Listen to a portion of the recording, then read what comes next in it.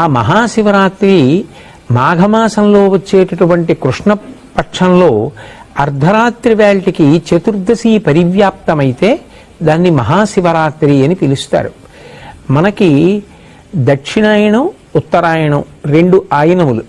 ఇందులో శ్రావణ మాసంలో బహుళపక్షంలో వచ్చేటటువంటి అష్టమి తిథి నాటి అర్ధరాత్రి వేళ కరచరణాదులతో కృష్ణ పరమాత్మ ఆవిర్భవించారు. ఆయన అర్ధరాత్రి రావడానికి కారణం జగద్గురువై లోకమునకు అజ్ఞానపు చీకట్లు పోగొట్టి దేశకాలములతో సంబంధం లేకుండా అందరూ తరించడానికి వీలైనటువంటి ప్రస్థానత్రయంలో ఒకటైనటువంటి భగవద్గీతని ఇచ్చారు. మళ్ళీ అక్కడ నుంచి 6 నెలలు లెక్క పెడితే మాఘమాసం వస్తుంది. శ్రావణం నుంచి భాద్రపదం, ఆశ్వయుజమాసం, కార్తీకం, మార్గశీర్షం, పుష్యం, మాఘం. ఈ 6 నెలల్లో 6వదైనటువంటి మాఘమాసంలో వచ్చినటువంటి కృష్ణపక్ష చతుర్దశి అర్ధరాత్రి వేళ పరమశివుడు లింగాకారంగా ఆవిర్భవించాడు. అది ఎంత పెద్ద లింగము అంటే యజుర్వేదం దాని గురించి మాట్లాడింది. ఆ పాతాళ నభస్థలాంత భవన బ్రహ్మాండమావిస్ఫురత్ జ్యోతిస్ఫాటిక లింగమౌళి విలసత్పూర్ణేందు వాంతామృతై అస్తోకాప్లుతమేకమీశమనిశం రుద్రాను వాకాన్ జపన్ ధ్యాయేత్ ఈప్సిత సిద్ధయే ధ్రువపదం విప్రోభిషించేచ్చివం బ్రహ్మాండ వ్యాప్త దేహ భసిత హిమరుచాభా సమానా భుజంగై కంఠే కాళాః కపర్దా కలిత శశికళాశ్చండ కోదండహస్తా త్రిక్షా రుద్రాక్షమాలా సులలిత వపుష శాంభవా మూర్తిభేదా రుద్రాశ్రీ రుద్రసూక్త ప్రకటిత విభవాన ప్రయచ్చస్తు సౌఖ్యం అంది. పాతాళం కన్నా కింద నుంచి పైన ఉన్నటువంటి అంతరిక్షం కన్నా ఇంకా పై వరకు ఒక జ్యోతిర్లింగము ఆవిర్భవించింది. అర్ధరాత్రి వేళ బాగా కంటిని ఆకర్షించేది ఏది అంటే జ్యోతి. శ్రావణ మాసంలో అర్ధరాత్రి వేళ జ్యోతిస్వరూపుడై జగదాచార్యుడై కరచరణాదులతో కృష్ణ పరమాత్మ వచ్చారు. 6 నెలల తరువాత అర్ధరాత్రి వేళ కరచరణాదులు లేవు, కానీ ఒక రూపం ఉన్నది. అందుకే అరూపరూపి అంటారు శివలింగాన్ని. అంత పెద్ద శివలింగం జ్యోతిస్వరూపంతో ఆవిర్భవించింది.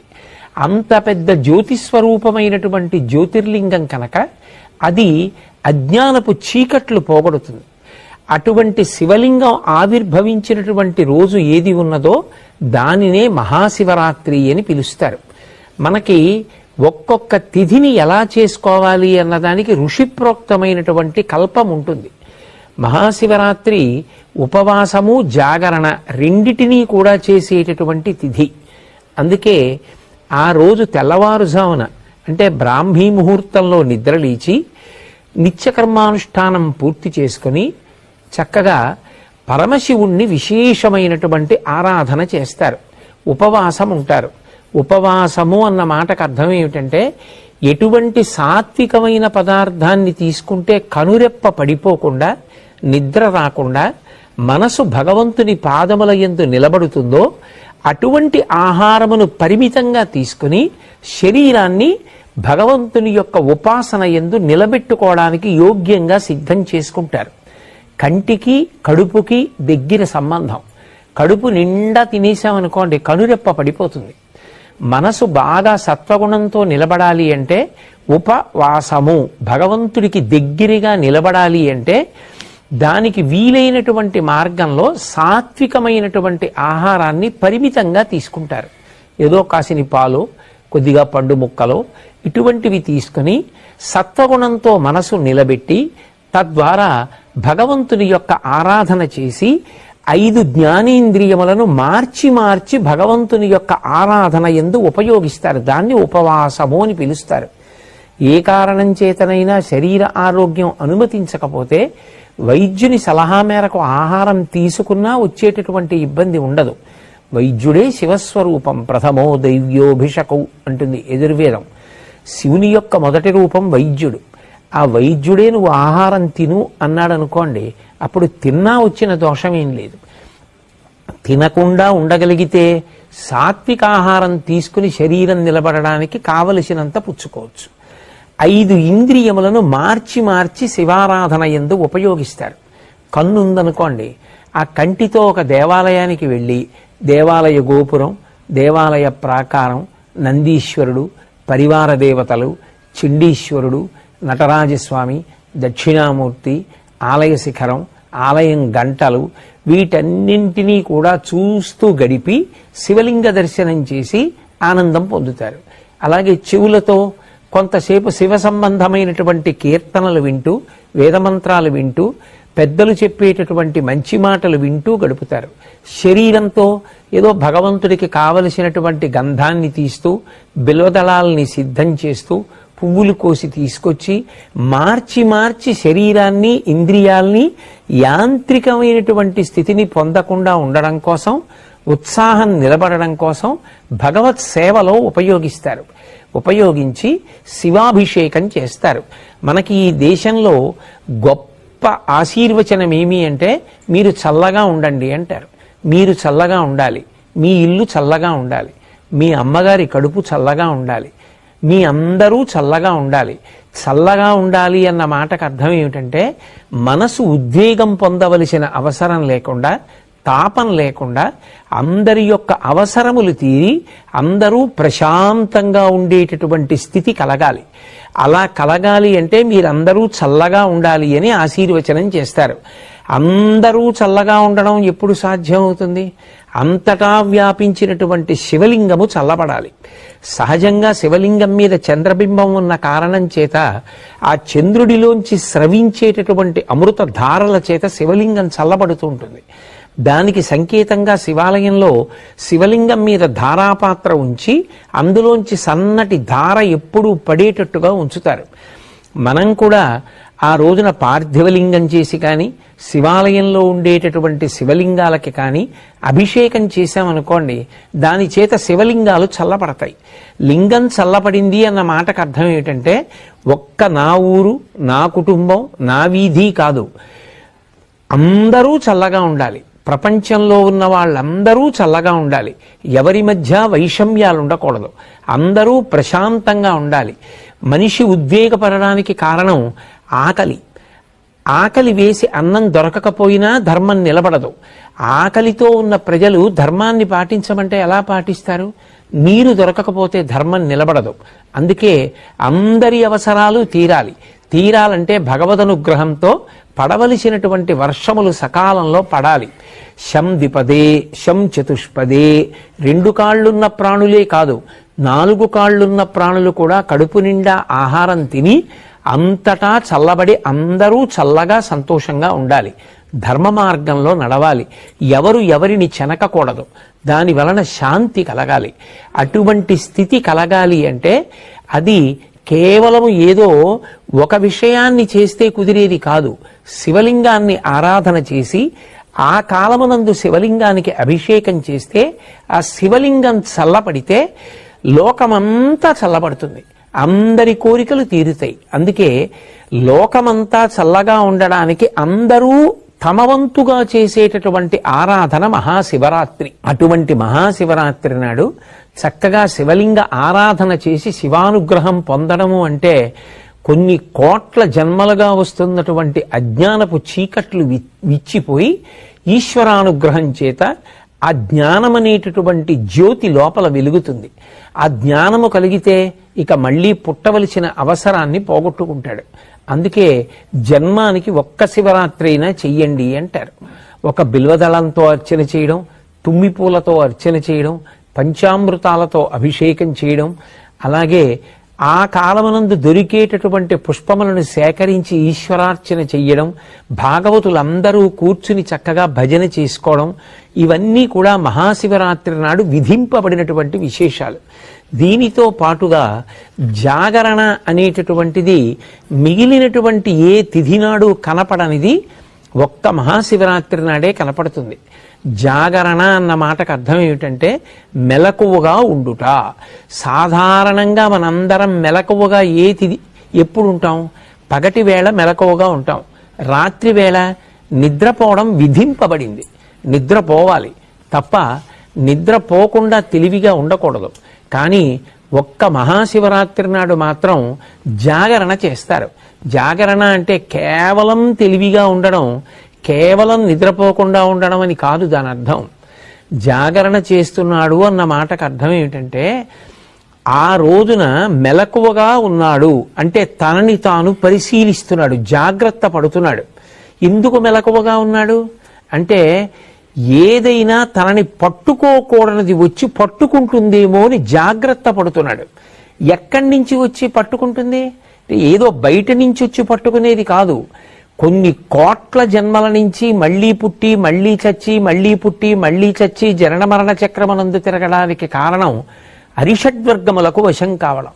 కామక్రోధ లోభ మద మోహ మాత్సర్యములనేటటువంటి 6 శత్రువులు ఎక్కడో ఉండరు, ఇక్కడే కూర్చుని ఉంటారు. కామక్రోధశ్చ లోభశ్చ దేహే తిష్టంతి తస్కరాహ జ్ఞానరత్నాపహారాయ తస్మాత్ జాగ్రత్త జాగ్రత్త అంటారు. ఎప్పుడూ జాగ్రత్తగా ఉండు. అవి ఎప్పుడు పైకి లేస్తాయో తెలీదు. కామము, క్రోధము, లోభము, మదము, మోహము, మాత్సర్యము అనబడేటటువంటి 6 శత్రువులు కొంచెం ధ్యానం చేసి కొంచెం భక్తిగా ఉందామని ప్రయత్నం చేసేటప్పటికీ లోపల నుంచి ఆ శత్రువు పైకొచ్చి ఆ ఉపాసనని ధ్వంసం చేసి మనిషిలో రాక్షసత్వం కలిగేటట్టు చేస్తాడు. ఒక రాత్రంతా జాగరణ చేయడము అన్న మాటకు అర్థం ఏమిటంటే ఇటువంటివి తన దరికి చేరకుండా ఉండడానికి జాగ్రత్త పడడాన్ని అభ్యాసం చేస్తాడు. వీటన్నిటికీ విరుగుడేమిటి అంటే అవి మనని పట్టుకున్నాయి, మనం దాన్ని పట్టుకోలేదు. కామం నన్ను పట్టుకుంది, కామాన్ని నేను పట్టుకోలేదు. కోపం నన్ను పట్టుకుంటుంది, కోపాన్ని నేను పట్టుకోలేదు. లోభం నన్ను పట్టుకుంది, నేను లోభాన్ని పట్టుకోలేదు.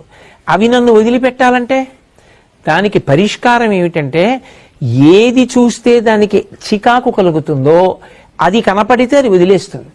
ఉదాహరణకి జలగ పట్టుకుందనుకోండి, నెత్తురు తాగేస్తూ ఉంటుంది. మీరు జలగ పట్టుకుందని దాన్ని వదిలించుకుందామని పట్టుకుని లాగారనుకోండి, సాగుతుంది తప్ప వదలదు. అందుకే వీడు జలగలా సాగుతున్నాడు రా అంటారు. అప్పుడు ఏం చేస్తారు? జలగ ఎక్కడ పట్టుకుందో అక్కడ ముగ్గు తీసుకొచ్చి వేస్తారు. జలగ నోటి దగ్గర ముగ్గు వేస్తే దానికి ఆ ముగ్గు అంటే పరమ అసహ్యం, వెంటనే వదిలిపెట్టి కింద పడిపోతుంది. ముగ్గు తగిలితే జలగ వదిలిపెట్టేసినట్టు భగవత్ సంబంధమైన విషయములు ఏవి లోపలికి వెడుతున్నా ఇవి పైకి లేవవు. అగ్ని పైకి లేస్తోందనుకోండి, దీప్తమగ్ని వివాంభస అంటారు. నీరు పోశారనుకోండి అగ్ని చల్లారిపోతుంది. నెయ్యి పోస్తే అగ్ని పైకి లేస్తుంది. కోరికలు తీర్చుకున్న కొద్దీ కోరికలు విజృంభిస్తాయి. నాకు కోపం ఎక్కువ అండి అని అదేదో గొప్ప అనుకుంటే కోపం ఎక్కువే అవుతుంది. వాటిని పరిశీలించుకోవాలంటే అవి దేన్ని పోస్తే అణిగిపోతాయో పరిశీలించాలి. ఆ పరిశీలించేటటువంటి రాత్రి ఏది ఉందో, ఏనాడు నువ్వు మెలకువగా ఉండి ఏవి నిన్ను అజ్ఞానపు చీకటిలోకి నెట్టేస్తున్నాయో వాటిని పరిశీలించేటటువంటి రాత్రికి జాగరణమని పేరు. ఆయన జ్ఞానజ్యోతి అయి ఆవిర్భవించినటువంటి పరమ పవిత్రమైన తిథి. ఆ రోజున మనం పరిశీలించడం మొదలు పెడితే మనకి శివానుగ్రహం కలుగుతుంది. ఆయన వచ్చిందే అందుకు. నేను నిన్ను శివుణ్ణి చేస్తాను, నీకు వీటిని గెలవడానికి మార్గాలు నీకే తట్టేటట్టుగా చేస్తానంటాడు. ఒకడు అప్పటి వరకు కోపం గొప్ప అనుకున్నాడు. ఒకరోజు జాగరణ చేసి బాగా ఆలోచించాడనుకోండి, తెలుస్తుంది కోపం వల్ల ఏమి సాధిస్తాను. ఒకవేళ నేను బలవంతుడనై కోపము చేత అవతలవాణ్ణి శాసించినా అది తాత్కాలికం, వాడు మళ్ళీ ఎప్పుడోప్పుడు తిరగబడతాడు. కానీ ప్రేమ చేత జయించింది శాశ్వతం. అందుకే కోపం కన్నా ప్రేమ గొప్పది అని తెలుసుకున్నాడు. కోపము నన్ను పాడు చేస్తోంది. నేను కోపంతో ఎవరినైనా ఏమైనా అంటే వారు దాన్ని తీసుకోకపోతే అది వారినేం చేయదు. కానీ కోపంతో దుర్భాషలాడి నేను పాపం మూట కట్టుకుంటున్నాను. అందుకే కోపము శత్రువు. దీన్ని నేను దగ్గరికి రానివ్వకూడదు. ఇది పైకి లేస్తుంటే నేనేం చెయ్యాలి? అది లేవకుండా నీళ్లు పొయ్యాలి. ఏమిటా నీళ్లు? ఈశ్వర చింతనము. నేను వెంటనే ఓ గదిలోకి వెళ్ళి కూర్చుని భగవంతుడి గురించి ఆలోచించడం మొదలుపెట్టాననుకోండి, ఆయన లోకం కోసం హాలాహలాన్ని భక్షించి అందరూ దేన్ని నిరసిస్తారో దాన్ని తీసుకెళ్లి నెత్తి మీద పెట్టుకున్నాడు. చంద్రుడు తప్పు చేశాడని లోకమంతా విమర్శించింది. ఆ చంద్రుడిని తెచ్చి నెత్తి మీద పెట్టుకున్నాడు. హాలాహలం బయటికెడితే పాడు చేస్తుందని కంఠంలో పెట్టుకున్నాడు. మనం కూడా భగవంతుణ్ణి చూసి మంచిని నేర్చుకోవాలి. ఓ నేను కూడా శివుళ్ళ బతకాలి. ఏది లోకాన్ని పాడు చేస్తుందో అది మాట్లాడకూడదు, కంఠంలో దాచుకోవాలి.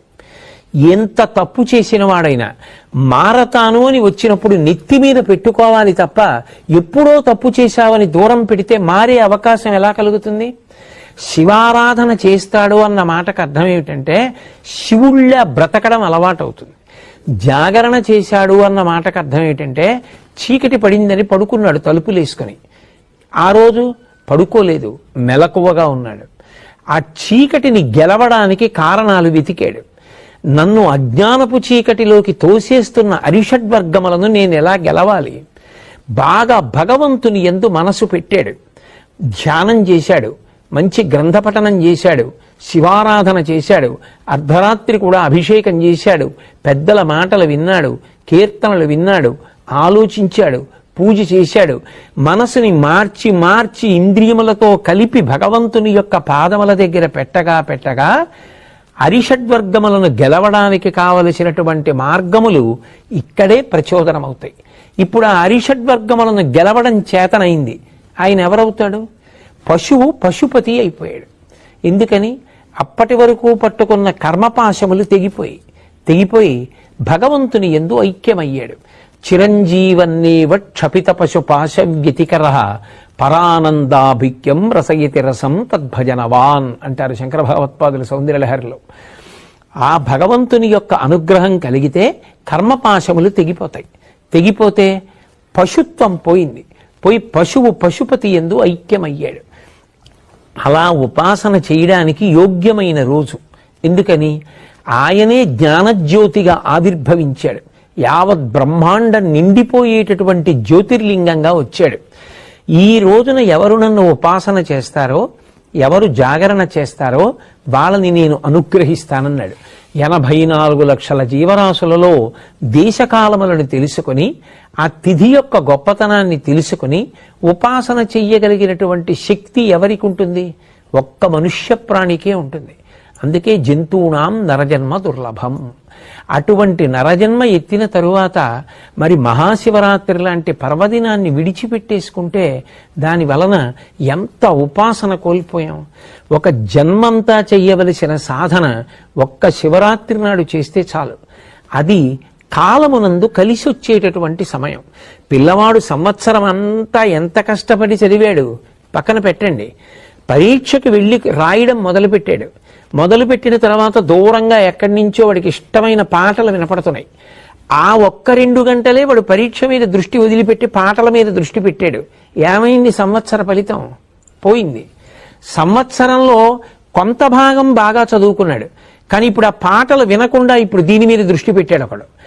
ఎవడు ఆ సమయంలో దృష్టి పెట్టాడో వాడు సంవత్సరం అంతా బాగా చదువుకుని పరీక్షలో పాటల మీద దృష్టి పెట్టిన వాడికన్నా ఎక్కువ ఫలితాన్ని సంపాదిస్తాడు. ఆ కాలమునందు విలువ ఉంటుంది. పరీక్ష ఆ కాలమునకు ఒక విలువ. ప్రాతకాలము దానికి ఒక విలువ, మధ్యాహ్నము దానికి ఒక విలువ, సాయంత్రము దానికి ఒక విలువ. ఒక సంవత్సరం మొత్తానికి కాదు, ఒక జీవితం మొత్తానికి నరజన్మకి అత్యంత గొప్ప తిథి ఏది అంటే మహాశివరాత్రి. ప్రతీ నెల మాస శివరాత్రి వస్తుంది.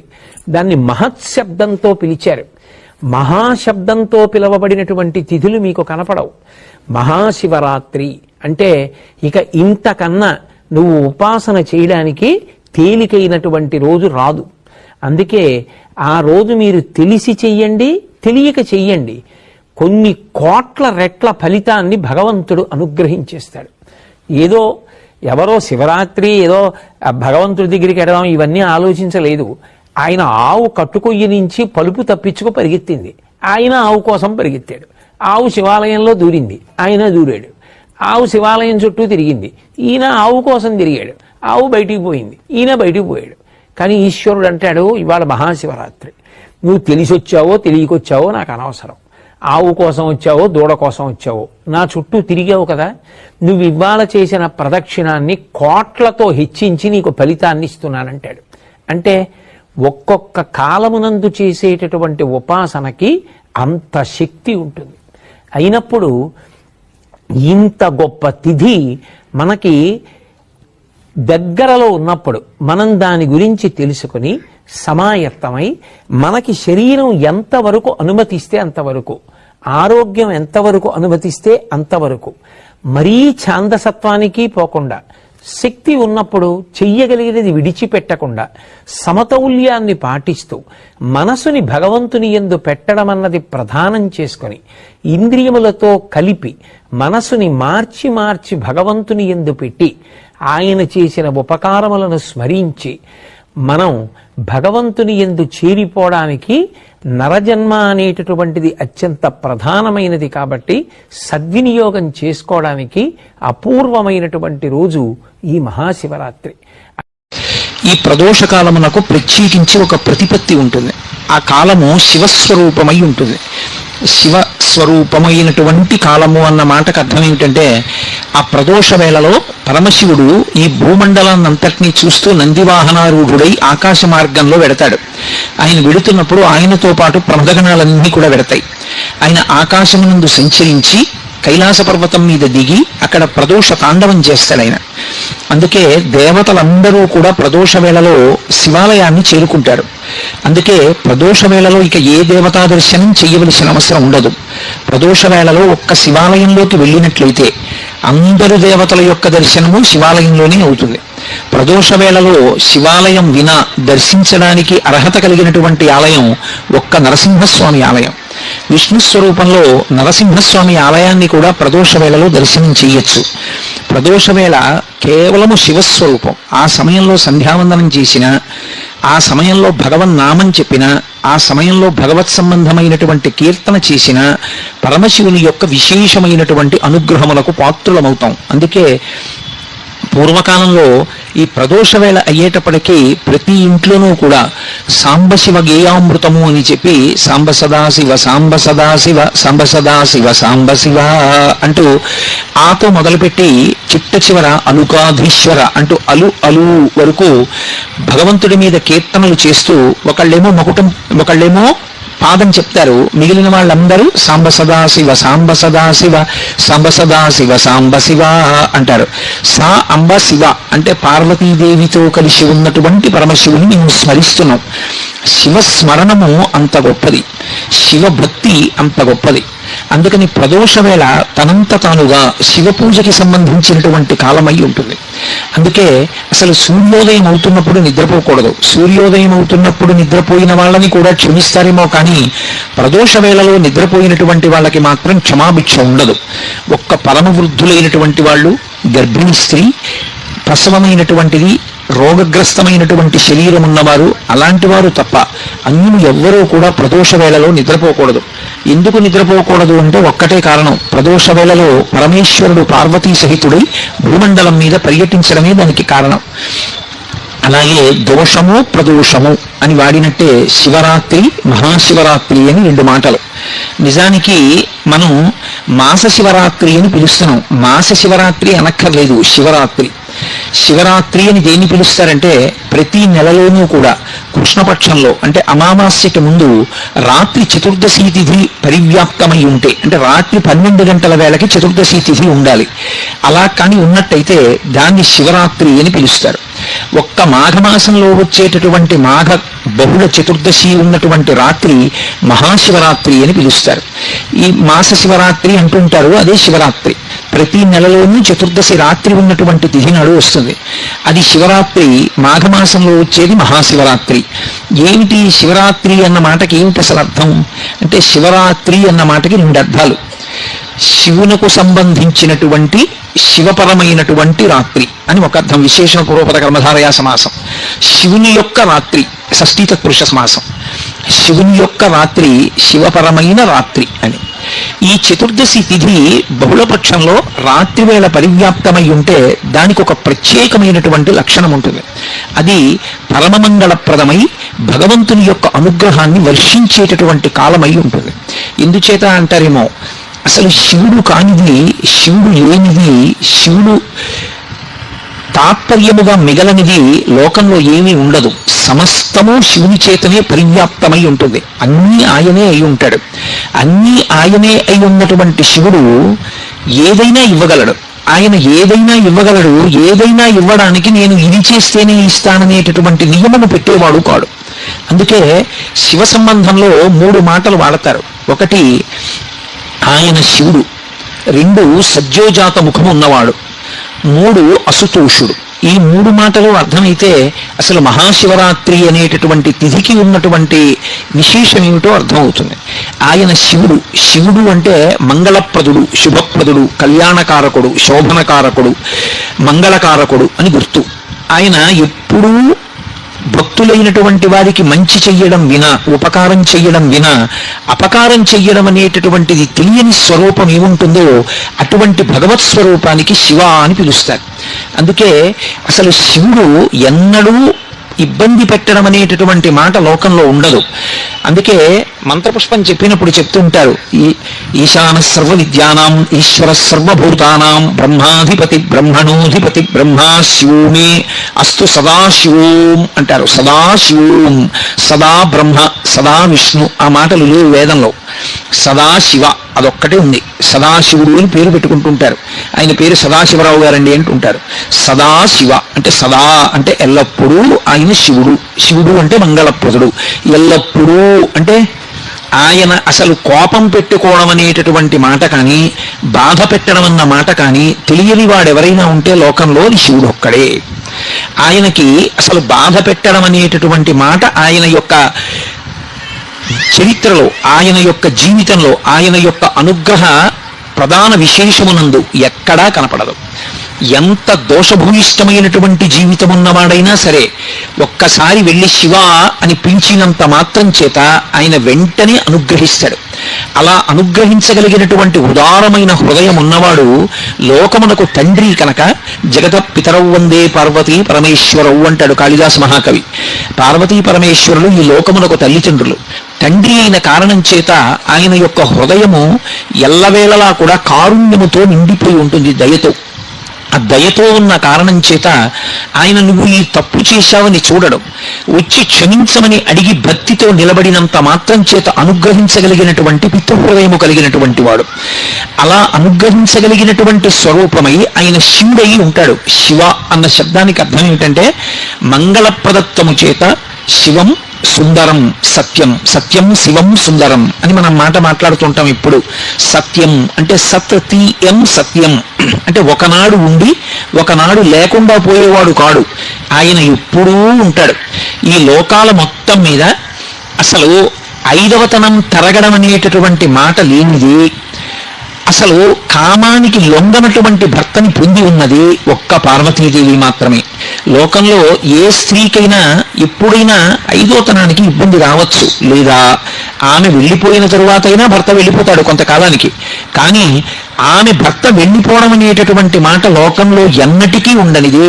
నిత్య సుమంగళి మహాతల్లి సర్వమంగళాదేవతా స్వరూపమైనది ఎవరంటే పార్వతీదేవి ఒక్కతే. ఆమె యొక్క పసుపు కుంకాలు అక్షయం. అందుకే ఎప్పుడైనా పసుపు కుంకాలు ప్రదానం చేస్తే ఆవిడ పేరు మీదే ప్రదానం చేస్తారు. కైలాస గౌరి నోము అంటారు. ఆవిడ పేరు మీద కానీ ఆ పసుపు కుంకాలు ఇస్తే ఆవిడ పరమ పరవశాన్ని పొంది ఏ స్త్రీ యొక్క పసుపు కుంకాలకి లోటు రాకుండా ఆమె కాపాడుతుంది. ఆమె ప్రతి సువాసిని యొక్క మంగళ సూత్రములో ప్రవేశించి సర్వమంగళాదేవతయై సౌభాగ్యదేవతయై సువాసినీత్వమును కల్పించగలిగినదై అనుగ్రహిస్తుంది. అలా అనుగ్రహించిన తల్లికి భర్తకి ఏ పోలికో ఆవిడదే పోలిక. ఆయనని పూజ చేయడం ఎంత తేలికో, ఆయన అనుగ్రహాన్ని పొందడం ఎంత తేలికో ఆవిడ అనుగ్రహాన్ని పొందడం కూడా అంతే తేలిక. ఒక సువాసిని, ఒక పెళ్ళైనటువంటి స్త్రీ అమ్మవారి అనుగ్రహం పొందడానికి ఏం చెయ్యాలి అని అడిగారు అనుకోండి, ఆమె ప్రత్యేకంగా ఇది చేస్తేనే అమ్మవారి అనుగ్రహం కలుగుతుంది అని ఏం లేదు. అసలు లోకంలో మంచం మీద కూర్చుని ఏదీ చెయ్యకూడదు. 2 నిద్ర లేచి స్నానం చెయ్యకుండా ఏదీ చెయ్యకూడదు. 3 భార్యాభర్తల యొక్క సమాగమము జరిగిన తరువాత పగటివేళ అంటే తెల్లవారగానే స్నానం చేస్తే తప్ప ఏదీ చేయకూడదు. అటువంటిది ఆడది పెళ్ళైనటువంటి స్త్రీ రాత్రి మంచం మీద నిద్రపోయి తెల్లవారి నిద్ర లేవగానే ఒకవేళ ముందు రోజు భర్త సుఖమును అనుభవించి ఉన్నప్పటికీ కూడా మెడలో ఉన్న మంగళసూత్రాన్ని తీసి కళ్ళకద్దుకుని అమ్మవారిని స్మరించి నమస్కరించినంత మాత్రం చేత ఆమె అనుగ్రహించేస్తుంది.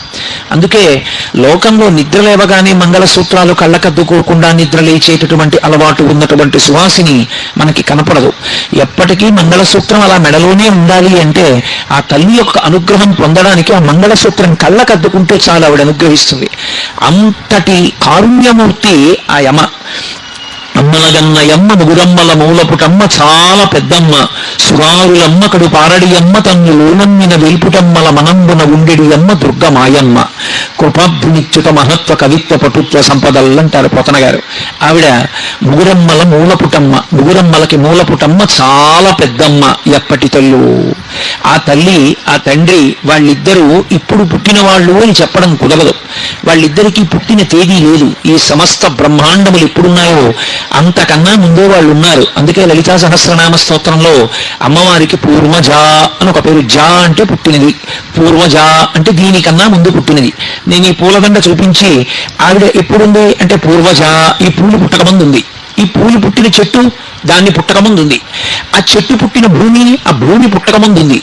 అసలు మీరు ఏది చెప్పండి దానికన్నా ముందావిడుంది. పూర్వజ అని వదిలేశాడు వ్యాసుడు. అందుకే నువ్వు ఏది చెప్పు దానికన్నా ముందావిడుంది. అయితే ఇక్కడ ఒక చమత్కారం ఉంటుంది.